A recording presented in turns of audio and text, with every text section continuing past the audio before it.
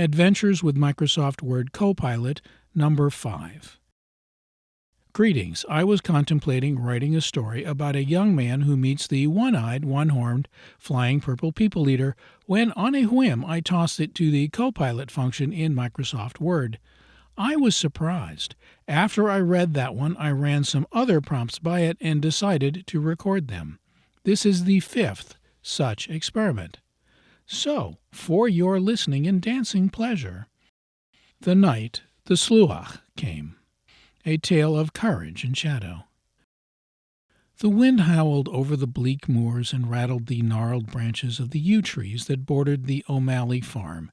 It was the sort of night that pressed darkness hard against the windows, making even the oil lamp's golden glow tremble as if afraid. In the small bedroom atop the slanted staircase, Finn O'Malley watched the shadows lengthen, his heart beating with the quiet, stubborn courage that only a 10-year-old could possess. His sister Mayreed, 5 years old and still caught between dreams and waking, lay on her narrow bed, her breath soft and even beneath the patchwork quilt.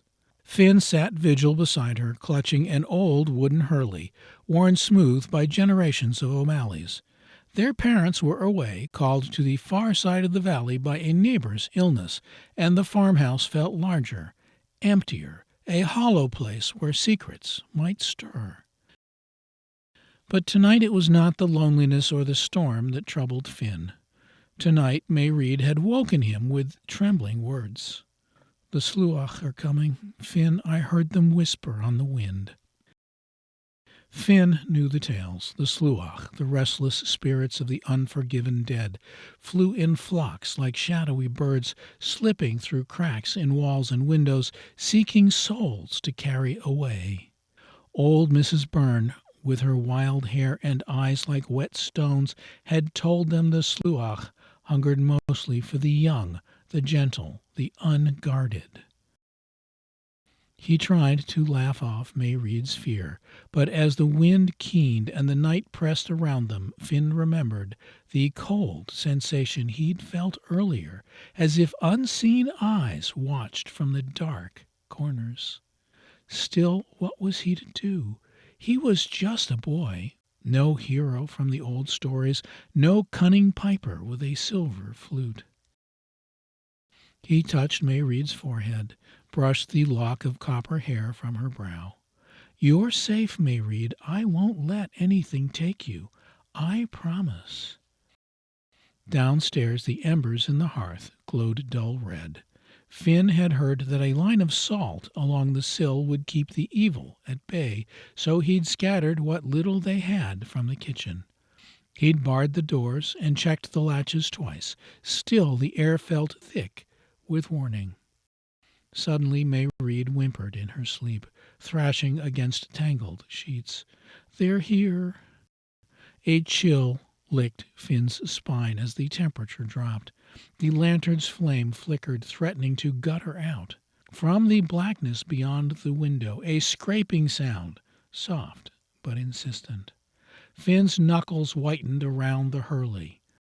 A shadow moved in the hallway, a stain darker than the night itself, rippling with malevolent intent. Then came a whisper, barely audible, as if the cold wind had found a voice. "Let us in." Finn's mind raced through every story he'd ever heard. The Sluagh could not cross thresholds uninvited, and could not pass through a line of salt, could not bear the light of a pure flame. But they were clever, the Sluagh. They tempted with promises, with memory, with dreams. The scraping grew louder. A dozen pairs of faint, glimmering eyes peered from the window pane. No ordinary birds, but formless things, their wings ragged as if cut from shadow. One pressed its face to the glass, and the pane frosted where it touched. "Finn," Mayreed whimpered, "don't let them take me." He stood taller, as tall as a 10-year-old could, and glared into the gloom. "You can't. Have her, he said, voice trembling but fierce. She's not yours. The Sluagh hissed, and the room seemed to shrink. Finn's thoughts raced. What next? He remembered Mrs. Burns' stories.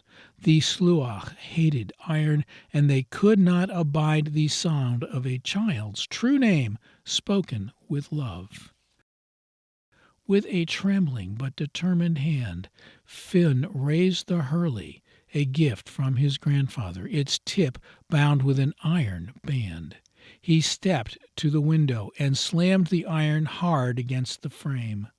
Sparks leapt, and the Sluagh shrieked, a sound like 1,000 doors slamming in the wind. He turned then to Mayreed, whose eyes fluttered open, wild and afraid. Kneeling against her, Finn whispered her name again and again, each time with a strength he did not know he possessed. Mayreed, Mayreed, Mayreed, your name is a shield. Nothing can take you from me. The shadows writhed against the walls, seeking cracks, but the salt held. Finn lit the stub of a candle and placed it at the foot of Mayreed's bed. The pure, flickering light seemed to drive the darkness away. The Sluagh battered at the window, but could not enter. Shreds of whisper and shadow spun around, growing weaker with every repetition of Mayreed's name, every clang of iron on wood. And then, as quickly as they had come, the Sluagh fled, trailing curses on the cold wind. The room, though battered, was theirs again, filled with the scent of melted wax, the warmth of breathless relief, and the fragile, unbreakable bond between siblings. Finn collapsed beside Mayreed, spent but triumphant. She crawled into his arms, and when the first pale light of dawn crept over the moors, it found them together, safe, alive, and forever changed. Downstairs the door rattled, and their parents returned home. Anxious faces softened in relief. They would never know all that transpired during the storm, but Finn and Mayreed would always remember. Sometimes even the smallest among us can stand against the darkness and win. Aftermath and Legacy. The tale of Finn and the Sluagh became a whispered legend in the village, growing with each retelling. People said courage like Finn's could light up the blackest night, and every child learned to keep iron close, to speak the names of those they loved, and to never, ever open the window after dark when the wind was wild. But above all, they remembered the boy who stood, trembling but brave, between his sister and the darkness, proof that love, when fiercely defended, can banish even the oldest and most terrible shadows. The preceding piece was created entirely with the Copilot AI function in Microsoft Word from a one-sentence prompt I gave it. I gave it a single sentence, and it did the rest.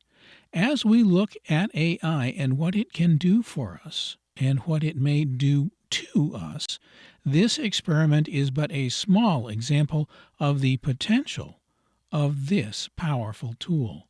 It is a tool of great power, and like all tools, may be used for good or evil. Unlike a hammer that can sit on the shelf unused for eons, this one is not going away, and it is up to each of us to decide how we use it. Decide wisely. This is Robert Cherney. Please check out my website, Stagewalker Enterprises. Have a great day.